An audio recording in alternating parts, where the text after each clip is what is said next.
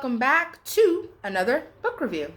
This book I had just finished actually late last night, and it was amazing. It's Laces by Tempe.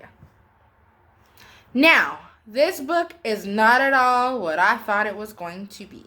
With that being said, it was good. It was refreshing. I don't know if Tempe meant for it to be comical, but it seriously was.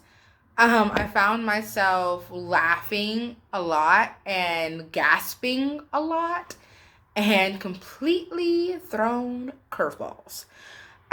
Basically, the book is about, how can I put this lightly without spoiling anything? Because like I said, I just read it.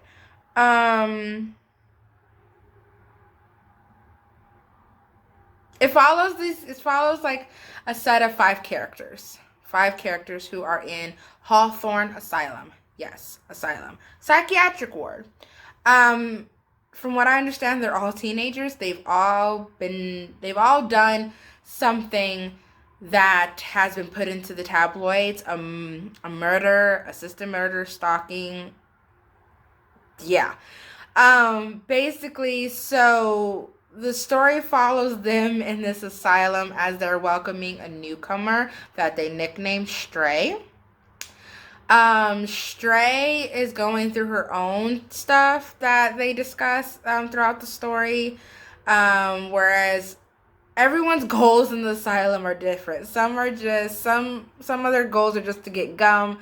Some of them are just to torture people mentally further, and some are just trying to work to get out. And some don't have any goals at all. They're just there there. This is a dark romance. I want to say this is a mild bully romance, because compared to like other bully romances that I read so far, this one is purely like teasing, not exactly full-blown like physical bullying, if I could say that. The book is not that thick, so like I said, I ended up finishing it within a day, but there's a lot going on within these little pages. Just saying. You have I can't remember the girl's name. What's her name? Give me a second. Like all of the characters, from the nurses to the doctors to the patients, they all hold a significant part of the story. Like you have Laces, who's the crazy boy, Reyes, the stalker boy, Thorn, gentle giant, as I would say. You have Varla, who's the sassy one, Gambriel, who's the one I said nicknamed the Stray. You have Nurse Davis, Nurse Klein, Dr. Young, Dr. Fulton. You have villains like Joe, and it's just a lot going on. Every chapter, you feel like you know what to expect. You absolutely don't. Even from page to page, you don't know what these characters are going to say. You don't know what these characters are going to do.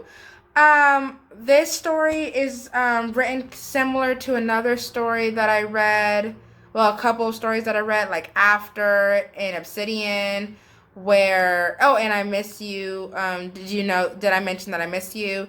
Where they're starting, they include the perspectives of the two main characters. The two main characters in this story are Laces and Gambriel, aka Stray. So each chapter is going back and forth through their perspectives. Now, with that being said, it's not like Twilight-ish where you have a whole story in one perspective and a whole story in another perspective. Like, basically, if I had to describe it, Monday is Lace's perspective, Tuesday, Gambriel's perspective. Like, it goes like that, and then they still include, because they're in an asylum, so they're within the same vicinity, on the same floor.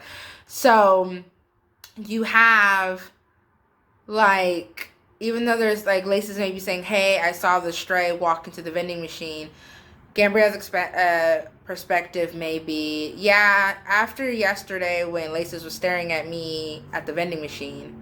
You know, it's kind of like that, where it keeps the story going, even though it's different perspectives, if that makes sense. Naturally, this, like, if I had to rate it a 1 out of 5 stars, I would say this book was 5 stars solely because it kept making me want more, like to the point where after I finished it, like instantly after I finished reading the last page, I went and tried to see about ordering the second and third book, which sadly is not out yet. So you still have time as of right now. If you're watching this when I post it, you still have time to get it and read it before the sequel comes out. The sequel comes out, I believe, in January, and then the trilogy comes out in I believe March. So you have some time to catch up if need be.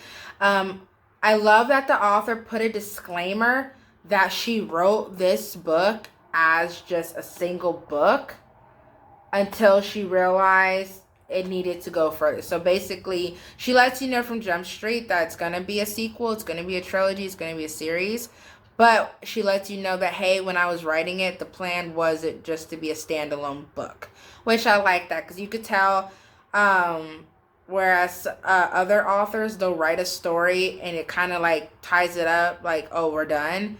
And then next thing you know, there's a sequel and you didn't even ask for it.